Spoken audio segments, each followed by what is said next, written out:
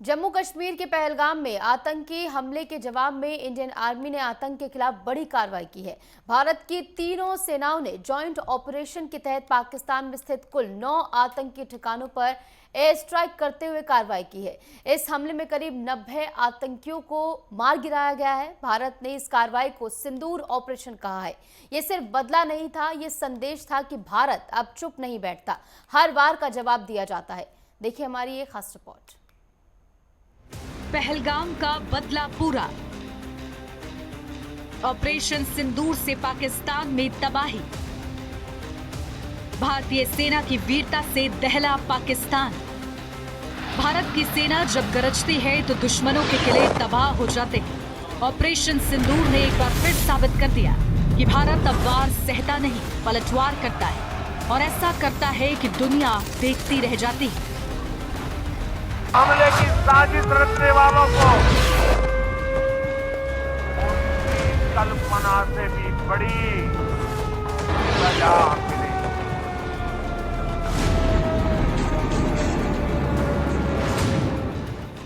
अंधेरी रात थी, घना सन्नाटा चारों ओर पसरा था।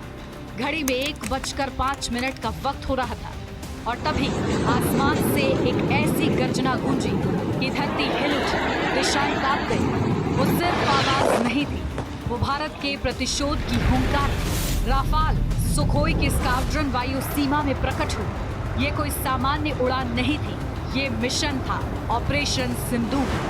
लक्ष्य था आतंक के अड्डों को नेस्तनाबूद करना। भारत का जंगी पराक्रम अब दुश्मन की नींद तोड़ने निकला था। अब चुप्पी नहीं, प्रहार होगा।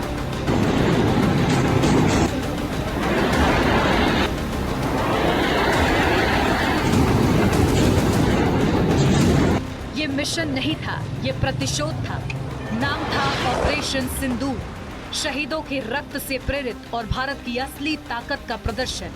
पहलगाम में हुए आतंकी हमले के 15 दिन बाद भारत ने अपने वीर सपूतों के बलिदान का हिसाब लिया, और वो भी दुश्मन की जमीन पर, उसकी नींद उड़ाकर, उसके घरों में घुसकर। ये सिर्फ हमला नहीं था, ये एक जवाब था, पहलगाम के वीरों की शहादत का जवाब, भारत की आंखों में जल रही उस आग का जवाब जिसे ना आतंक समझ सका, ना उसका आका पाकिस्तान।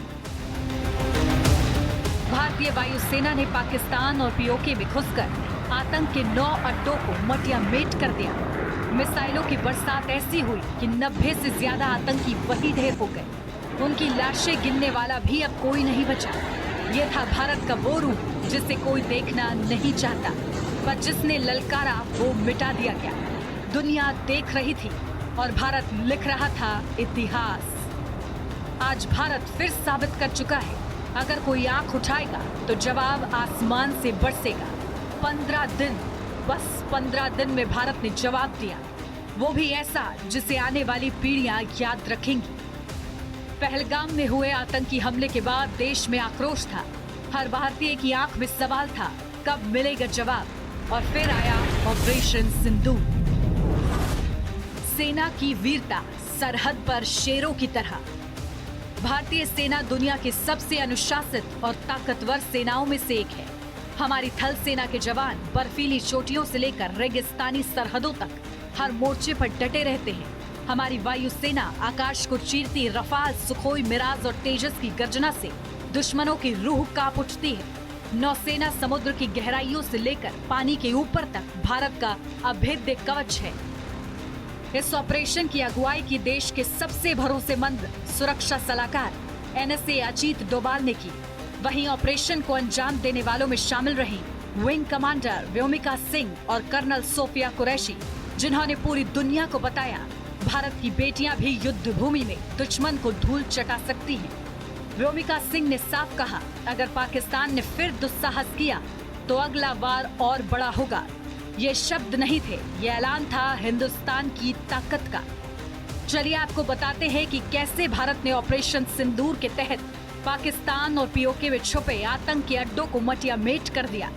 पहलगाम आतंकी हमले का बदला लेते हुए भारत ने आधी रात को एयर स्ट्राइक की और सिर्फ 25 मिनट में 9 आतंकी ठिकानों को तबाह कर दिया। भारत ने साफ कर दिया है, अब हर बार का जवाब दोगुनी ताकत से मिलेगा। आतंकी ठिकानों पर भारत का हवाई हमला। मरकज सुभान अल्लाह, बहवालपुर, मरकज तैयबा, मुरीद के, सरजल, तेहरा कला, महमूना जोया, सियालकोट, मरकज अहले हदीस, बरनाला, मरकज अब्बास, कोटली, मस्कर राहील शाहिद, कोटली, शावाई नाला कैंप, मुजफ्फराबाद, सईदना बिलाल कैंप, मुजफ्फराबाद। ये वंदन की धरती है, अभिनंदन की धरती है, ये अर्पण की भूमि है, ये तर्पण की भूमि है। इसकी नदी नदी हमारे लिए गंगा है, इसका कण कण हमारे लिए शंकर। हम जिएंगे तो इस भारत के लिए और मरेंगे तो इस भारत के लिए।